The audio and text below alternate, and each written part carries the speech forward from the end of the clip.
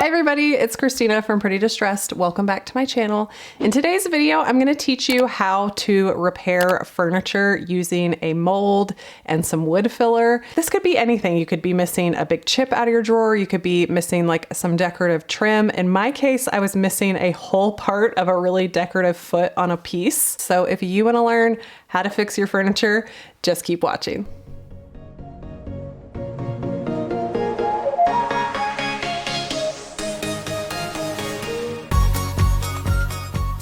So I recently redid this hutch that I found at the thrift store, and it was missing a big hunk out of its foot. And I actually didn't even realize that till I got home. I was so excited about the piece, I didn't inspect it. And when my husband brought it home, he was like, "Did you know that this foot is broken?" And I was like, "No, but I think I can fix it. And I'm gonna make a video out of it." So I found a couple of videos on YouTube that were really helpful. So I'm gonna link those down below. I've kind of just followed their process and I'm gonna show you how I did it today because it was really easy. This is the foot that I'm going to be repairing today. It's missing a big claw out of the middle, but it's exactly the same as this foot. So I'm going to use this foot to make a mold, but the little stopper had gotten moved from the middle and was in the way of what I needed to take a mold of. So that needed to be fixed. So I just pried that off with a putty knife and a hammer and then put that back in the correct spot.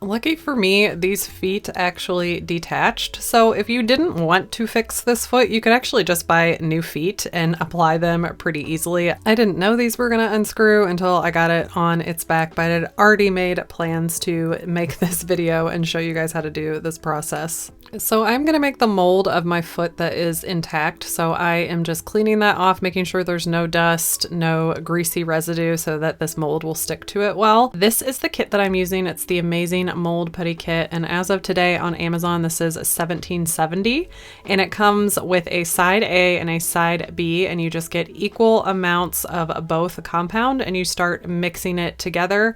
You wanna mix it together until it is uniform in color. And you don't have to worry about wearing gloves or protecting yourself with this because this stuff is actually really safe. You can actually make food molds and molds for cakes and candy with these, so it's really safe to just use with bare hands.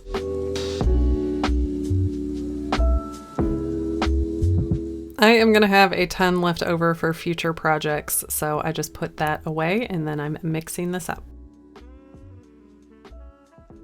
The open time on this is 3 minutes before it starts to harden. So try to work with it quickly, get it a nice uniform color like this, and then you're going to roll it in a little ball just to get all the seams out. Then you're going to take that ball and just roll it over the original piece that you are trying to recreate to make a mold of it. And like I said, you have open time of 3 minutes to kind of form and play with this. Then you're just going to set it down and let it cure, and it's going to take about 15 to 20 minutes to completely harden up to make your mold.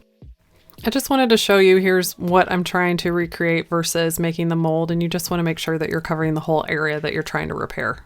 So here I am after 20 minutes. The mold came off super easy once I was able to just kind of pry it away with my finger. It is pretty strong, so you don't have to be super delicate with it, but just be careful. You don't want to rip it and ruin your mold that you just made.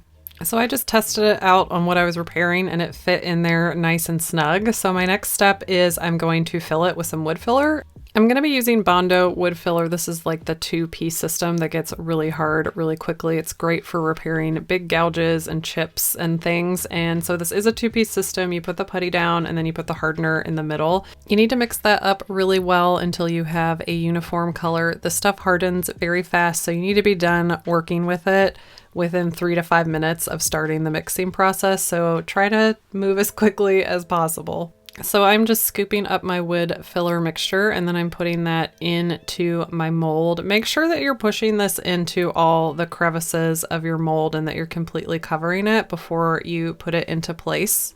On my channel, you normally see me use that wood filler that just comes in a tube. That is not strong enough to do repairs like this. You really want to use a 2-step wood filler like this. I think Minwax has one too. So once I had my mold all filled, I just got it on place on the foot where it needed to line up. It'll kind of pop into place, and then you can see at the bottom I had a little bit of a gap where I didn't have enough filler, so I put a little bit more wood filler in there on the bottom.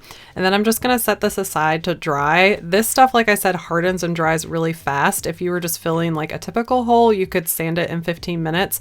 But since this is such a big repair, I'm actually going to let this set overnight, and then I'm going to come back and take a look at it.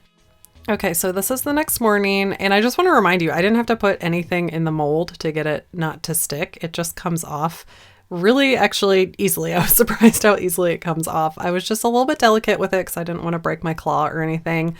But then, I mean, it looks pretty good, but I looked at the bottom and I didn't get enough filler into the very tip of that claw. So like I said, make sure when you're filling that mold that you press all that filler in there. So I had to do a quick little repair.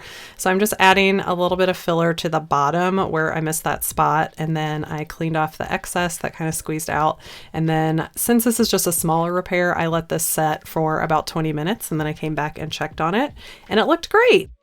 So the repair is all done, but now we need to clean this up. So I'm grabbing a 4-sided wood rasp and file. You can find these just at the hardware store. I've had this for a really long time. It has different coarse levels on it from going to coarser to finer. So I start on a really coarse level and try to break down a lot of this excess that's sticking up. You want to file as much of the places where it connects to the original piece as you can. You really want it to be like feathered and smooth and not look like you fixed it. You want it to look like it's seamless. So you kind of just have to go in here with this rasp, use all the 4 different sides, carve it down as much as you can. And then to finish it off and make it look even more seamless, I took a 150 sandpaper and just rubbed it down until those edges were nice and smooth and feathered.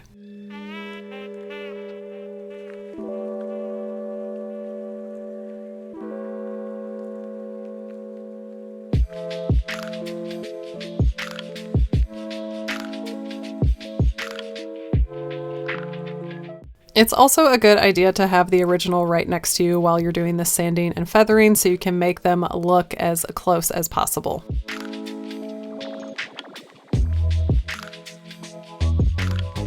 Here is a close-up of my repaired foot next to the original, and I think they look pretty similar.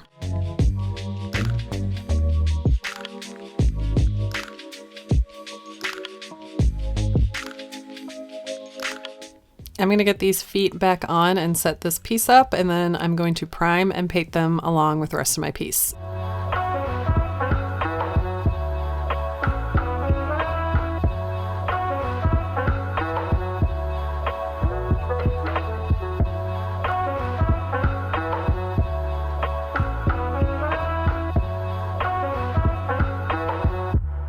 Like I mentioned earlier, there is a full video featuring this makeover and all the products that I used in it. I just wanted to break out the foot project portion for you.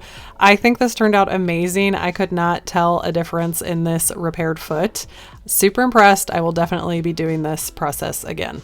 Thanks for joining me for today's video, you guys. I hope you learned something. Have any of you ever used this technique before? Have you used these molds? Let me know down in the comments below. I'll be back next week with another video. Thanks for being here, you guys, and I will see you next time.